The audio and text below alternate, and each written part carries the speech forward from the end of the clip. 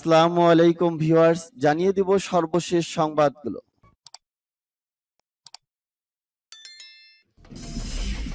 সংবাদের শুরুতেই জানিয়ে দিব সংবাদ শিরোনাম। যে কোনো যুদ্ধের জন্য প্রস্তুত চীনের সশস্ত্র বাহিনী, হুঁশিয়ারি প্রতিরক্ষা মন্ত্রী। রাশিয়ার উপর দোষ চাপিয়ে নিজেরা সংকট সৃষ্টি করছে পাশ্চাত্য। বিশ্বব্যাপী খাদ্য সংকটে ঝুঁকি বাড়িয়ে দিচ্ছে আমেরিকা, রাশিয়ার অভিযোগ। ড্রোন ইস্যুতে ইরানের বিরুদ্ধে সুর চড়াচ্ছেন পশ্চিমা বিশ্ব। আর্মেনিয়ার সফরে ইরানের পররাষ্ট্রমন্ত্রী, আঞ্চলিক সীমান্তে যে কোনো ধরনের পরিবর্তন আনার ঘোর বিরোধী তেহরান। এবং জানিয়ে দিব সর্বশেষ শিরোনাম। হামলা চালালে জিততে পারবে না চীন, বললেন তাইওয়ান।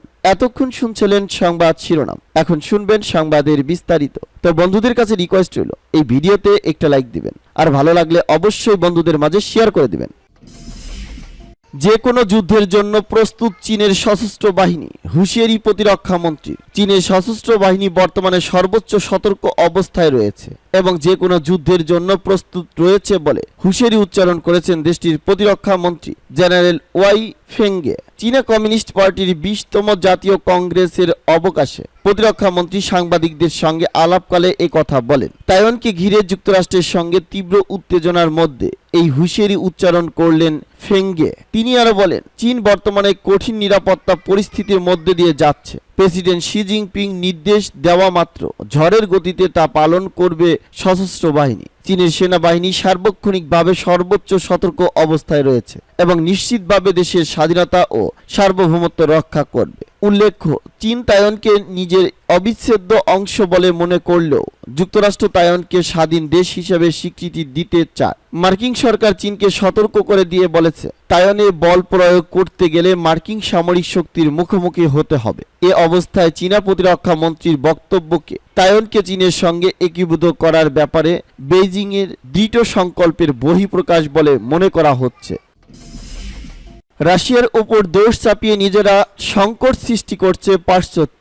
বিশ্বব্যাপী খাদ্য সংকটে ঝুঁকি বাড়িয়ে দিচ্ছে আমেরিকা, রাশিয়ার অভিযোগ। আমেরিকা রাশিয়ার খাদ্যশস্য ও সার রপ্তানি করতে বাধা দিয়ে বিশ্বব্যাপী খাদ্য সংকটে ঝুঁকি বাড়িয়ে দিচ্ছে বলে অভিযোগ করেছে রাশিয়া। মস্কো গত 24শে ফেব্রুয়ারি ইউক্রেনে বিশেষ সামরিক অভিযান শুরু করার পর রাশিয়ার উপর আমেরিকা সহ পশ্চিমা দেশগুলো যে কঠোর নিষেধাজ্ঞা আরোপ করেছে তা এ যাবৎকালের মধ্যে একক কোনো দেশের উপর আরোপিত সর্বোচ্চ নিষেধাজ্ঞা। পশ্চিমা দেশগুলো বিদেশিদের সঙ্গে রাশিয়ার কোম্পানিগুলোর সব ধরনের ব্যবসা নিষিদ্ধ করার পাশাপাশি আন্তর্জাতিক ব্যাংকিং ব্যবস্থা থেকে অনেকগুলো রুশ ব্যাংকারকে বের করে দিয়েছে।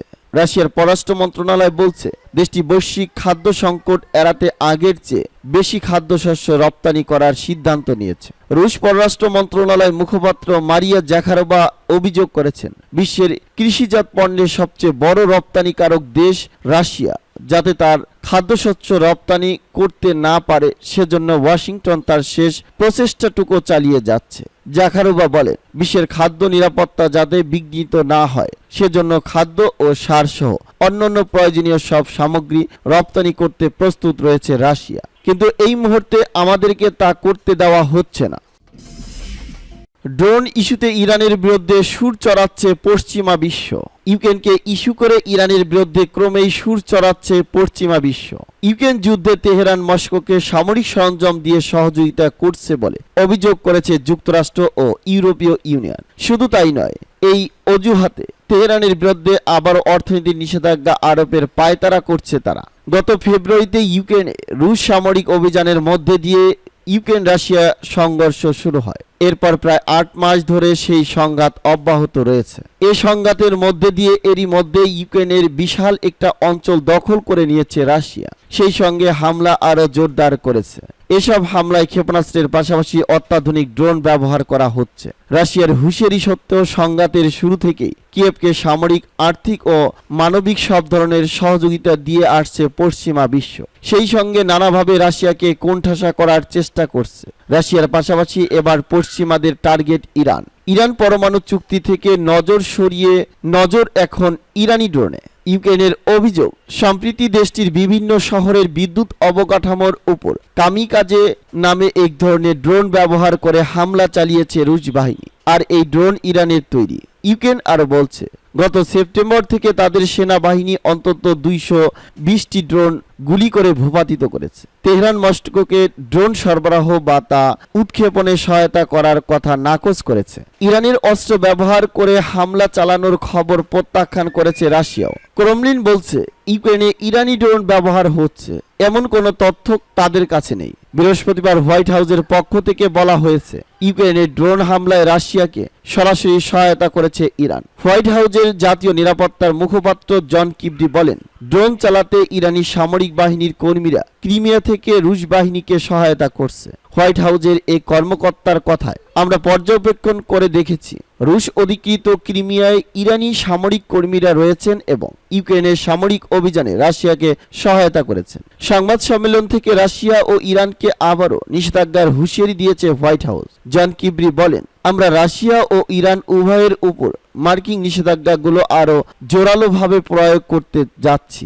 ইউক্রেনে ইরানি ড্রোন ইস্যুতে ইরানের উপর এরই মধ্যে নতুন নিষেধাজ্ঞার ঘোষণা দিয়েছে ইউরোপীয় ইউনিয়ন। ইইউ কাউন্সিলের বর্তমান সভাপতির দেশ চেক রিপাবলিকান এক বিবৃতিতে বলেছেন, রাশিয়াকে ড্রোন সরবরাহ ও ইউক্রেনে ব্যবহারের কারণে 3 ইরানি কর্মকর্তা ও এক প্রতিষ্ঠানের ওপর নিষেধাজ্ঞা দেওয়ার ব্যাপারে একমত হয়েছে ইইউ। এদিকে পশ্চিমা বিশ্বের সঙ্গে সুর মিলিয়ে ইরানি ড্রোন নিয়ে উদ্বেগ প্রকাশ করেছে ইসরায়েলও। এ নিয়ে বৃহস্পতিবার ইউক্রেনের পররাষ্ট্রমন্ত্রী দিমিত্রি কুলেবার সঙ্গে টেলিফোনে কথা বলেন ইসরায়েলের প্রধানমন্ত্রী ইয়াইর লাপিদ। লাপিদের দপ্তরের এক বিবৃতিতে বলা হয়, লাপিদ ও দিমিত্রি কুলেবারের মধ্যে ফোন আলাপের সময় ইসরায়েলের প্রধানমন্ত্রী ইউক্রেন যুদ্ধের সর্বশেষ অবস্থা জানেন এবং তিনি জোর দিয়ে বলেন ইসরায়েল ইউক্রেনের জনগণের পাশে থাকবে। তিনি আরো বলেছেন, তাদের ফোনালাপে প্রধানমন্ত্রী ইরান ও রাশিয়ার মধ্যে সামরিক সম্পর্কের ব্যাপারে তার গভীর উদ্বেগের কথা জানান। নাম প্রকাশে অনিচ্ছুক সিনিয়র এক কর্মকর্তা এ ব্যাপারে সাংবাদিকদের বলেন, ইরানের ড্রোন রাশিয়াকে সরবরাহ করা হয়েছে। আর্মেনিয়া সফরে ইরানের পররাষ্ট্রমন্ত্রী আঞ্চলিক সীমান্তে যে কোনো ধরনের পরিবর্তন আনার ঘোর বিরোধী তেহরান। আর্মেনিয়া সফররত ইরানের পররাষ্ট্রমন্ত্রী হুসাইন আমির আবদুল্লাহিয়ান বলেছেন, আঞ্চলিক দেশগুলোর আন্তর্জাতিকভাবে স্বীকৃত সীমান্তে যে কোনো ধরনের পরিবর্তন আনার ঘোর বিরোধী তেহরান। তিনি বৃহস্পতিবার ইয়েরেভানে স্বাগতিক আর্মেনিয়ার পররাষ্ট্রমন্ত্রী আরারাত মিজওয়ানের সঙ্গে এক বৈঠকে তার দেশের এ অবস্থা তুলে ধরেন।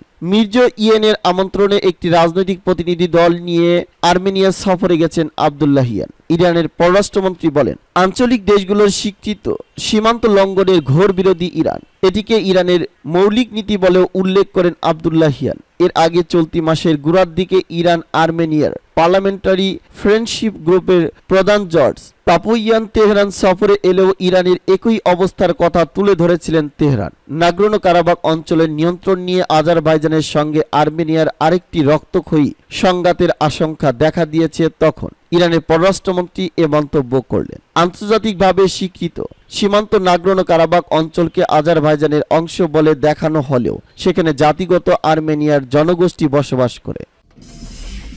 হামলা চালালে জিততে পারবে না চীন, বললেন তাইওয়ান। চীনের প্রেসিডেন্ট শি জিনপিং যদি তাইওয়ানে আক্রমণ করেন তবে তিনি জিততে পারবেন না, এমন মন্তব্য করেছেন তাইওয়ানের শীর্ষ কর্মকর্তা। তারা বলেছেন, এমনটি করলে চীনা প্রেসিডেন্ট শি জিনপিং তার দেশের জনগণের কাছে পাপী হিসেবে পরিচিত হবেন। এছাড়া গোটা বিশ্ব থেকে বেইজিং কূটনৈতিকভাবে বিচ্ছিন্ন হয়ে যাবে। এছাড়া চীন ব্যাপকভাবে আন্তর্জাতিক নিষেধাজ্ঞার মুখেও পড়বে, ফলে অর্থনৈতিকভাবে ভঙ্গুর হয়ে পড়বে তারা। রবিবার চীনের ক্ষমতাসীন কমিউনিস্ট পার্টির 2 দশকের কংগ্রেসের উদ্বোধন করে শি জিনপিং বলেন, তাইওয়ান সমস্যার সমাধান করা চীনা জনগণের উপর নির্ভর করে এবং চীন কখনোই শক্তি প্রয়োগের অধিকার ত্যাগ করবে না, তবে শান্তিপূর্ণ সমাধানের জন্য চেষ্টা করবে। পার্লামেন্টের ফাঁকে সাংবাদিকদের সঙ্গে কথা বলার সময় তাইওয়ানের জাতীয় নিরাপত্তা ব্যুরোর প্রধান চেন মিং টং বলেন, শি যদি তাইওয়ানের হামলার হুমকি দিয়ে চলেন তাহলে তিনি পর্যবেক্ষণের মুখোমুখি হবেন। তাইওয়ানের সরকার বলছে যে শুধুমাত্র দ্বীপের জনগণ তাদের ভবিষ্যৎ নির্ধারণ করতে পারবে,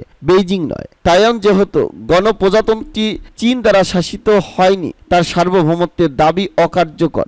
উভয় পক্ষের একে অপরকে সম্মান করা উচিত এবং আলাদাভাবে নিজ নিজ দেশের বিকাশ সাধন করা উচিত। এটি করলে উভয় দেশের জনগণের জন্য সুখ বয়ে আনবে।